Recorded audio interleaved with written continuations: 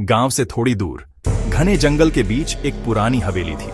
हवेली इतनी बड़ी थी कि दूर से ही उसका साया दिल में डर पैदा कर देता था। लोग कहते थे कि वहां कोई जाता नहीं, क्योंकि अंदर किसी अनजान औरत की रोने की आवाजें आती हैं। गांव में एक लड़का था राहुल। बचपन से ही उसे भूत प्रेत की कहानियों का बहुत शौक था। एक दिन दोस्तों ने उसे चुनौती दी, अगर तू सच में बहादुर है तो आज रात उस हवेली में जाकर दिखा। ठीक है, मैं साबित कर दूंगा। रात के 12 बजे वह टॉर्च और माचिस लेकर हवेली पहुंचा।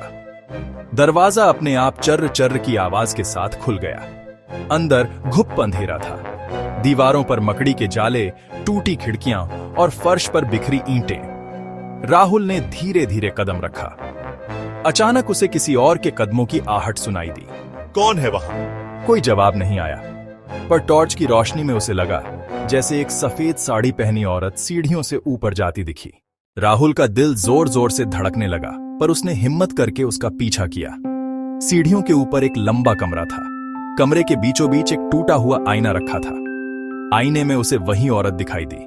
चेहरा सफेद, आंखें लाल और होठों से खून टपक रहा था। तुम यहाँ क्यों आए हो? मेरी नींद क्यों तोड़ी?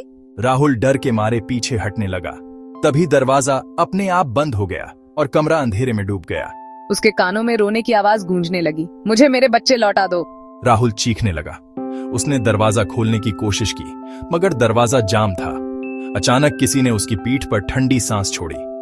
जब उसने पलटकर देखा, वही औरत उसके सामने खड़ी थी, चेहरा बिल्कुल पास। उसकी चीख इतनी तेज निकली कि हवेली की खिड़कियां हिल गईं।